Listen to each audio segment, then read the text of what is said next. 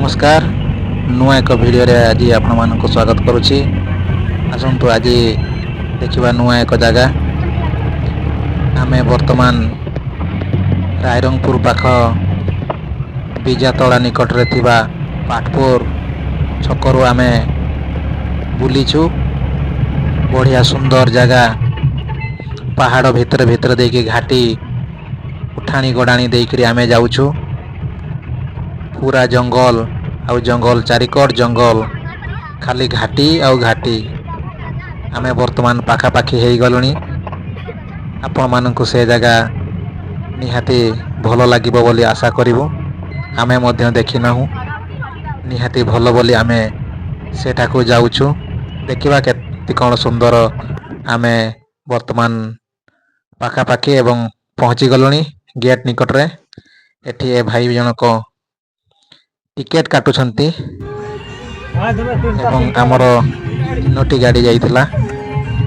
आम टीम रो 3टी गाड़ी रो 3टा टिकेट हमकु देले एवं आमे वर्तमान भितर को प्रवेश कलु। देखंतु केते लोक आम आगरु आसी सारिछंती। निहाती भाबरे ये गोटे सुंदर जगह हेइथिबो। वर्तमान आमर गाड़ी आगको आगको जाउछि। देखंतु केमितिका झलमल पानी पूरा कला देखा जाउछि। एपटरे 2 जण भाई कोन गोटे सफा करूछंती। तापरे एठी हमर कैंप पडिछि। देखंतु सुंदर भाबरे बहुत लोक एठी गहळी करिछंती। निहाती ये गोटे नुआ जगह। आमे वर्तमान नुआ एक जगह सेपटे अछि। तेणु करे आमे सैयाड को आगे चलिछु। एई एठी मध्य नुआ बहुत सुंदर भाबरे गोटे पार्क तैयारी करा जायछि। चारियाडे फूल गछ फूल गछ रंग बेरंगर फूल गछ बहुत सुंदर लागुछि।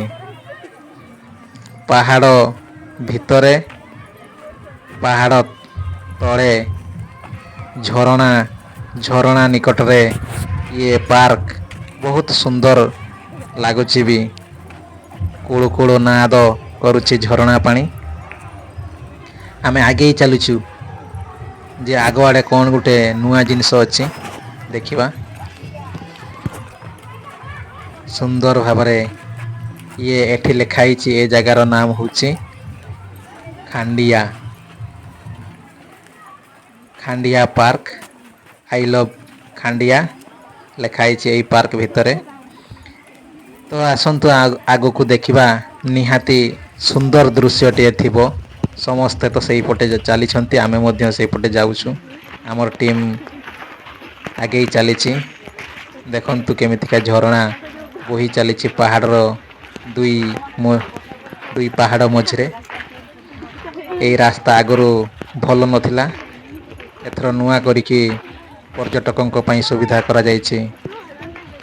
उच्चा गडाणिया निहाती चाली चाली थका भी लागिबो। किंतु नुआ जिनस देखिबा लालसारे निहाती एनर्जी मध्य आसुथिबो। नुआ जिनस गुटे देखिबा एई आशा नै करी। तो वर्तमान आगे ही चली आमर दल पाखापाखि आम हो गलुनी। देखंतु एगुड़ाक निहाती भाव पथर को ब्लास्टिंग करा जायकरी रास्ता करा जायछि। जा हो पर्यटकों पई एतिकी सुविधा करा जायछि। आमर मयूरभंजर प्राकृतिक सौंदर्य भरा दृश्य को उपभोग करिवा पई वर्तमान आम आगो को कौन गोटे होर्डिंग देखा जाउछि। से होर्डिंग रे लिखा जायछि जे कमिटीर नियम मानी जिबे। जा हो एठी कमिटी तांकर भितर को चप्पल बारण करिसंती। एठी आमे चप्पल छाड़ी करी जीवु। चप्पल जता जहा एठी छाड़ी करी जीवु। खाली गडरे जाइते हेबो। एठी सब छाड़िलु। तापरे आमे वर्तमान भितर को जीवा।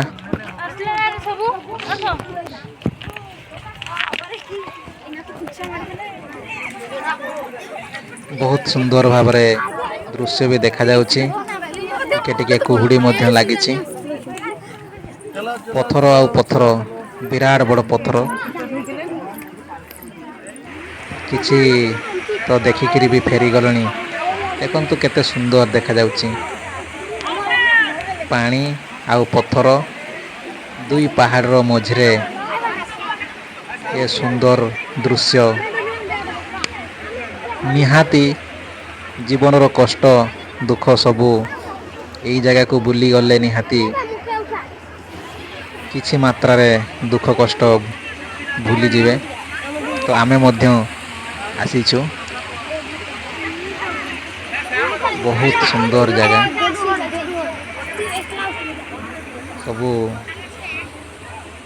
ଫଟୋ ଭିଡ଼ିଓ କରିବାରେ ବ୍ୟସ୍ତ ଅଛନ୍ତି। ବହୁତ ପର୍ଯ୍ୟଟକ ଏଠି ମାଛ ପାଇଁ ମଧ୍ୟ ମାଛ ଧରିବା ପାଇଁ ବ୍ୟବସ୍ଥା କରିଛନ୍ତି। ମାଛ ମଧ୍ୟ ଧରୁଛନ୍ତି।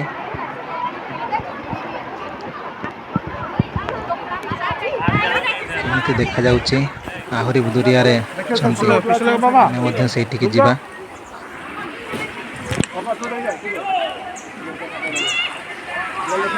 ବଢ଼ିଆ ପାଣି। ଇଏ ଗୋଟେ ସୁନ୍ଦର ଝରଣା। ଦେଖନ୍ତୁ କେମିତି ଦେଖାଯାଉଛି। ୟାକୁ ହିଁ କହନ୍ତି ଖାଣ୍ଡିଆ ଜଳପ୍ରପାତ। ଇଏ ସାରସକଣା ବ୍ଲକରେ ଅଛି। କେତେ ସୁନ୍ଦର ଦେଖାଯାଉଛି ପାଣି ଭିତର ଆଡ଼ୁ ବହି ଆସୁଛି। ଏ ଜଙ୍ଗଲ ଭରା ପ୍ରାକୃତିକ ପରିବେଶ ନିହାତି ମନକୁ ମୁଗ୍ଧ କରିବ।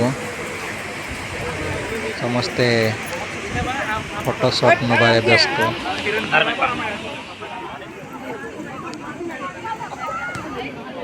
ଦେଖନ୍ତୁ ଏଠି ଆମ ଟିମ୍ ମଧ୍ୟ ଅଛି।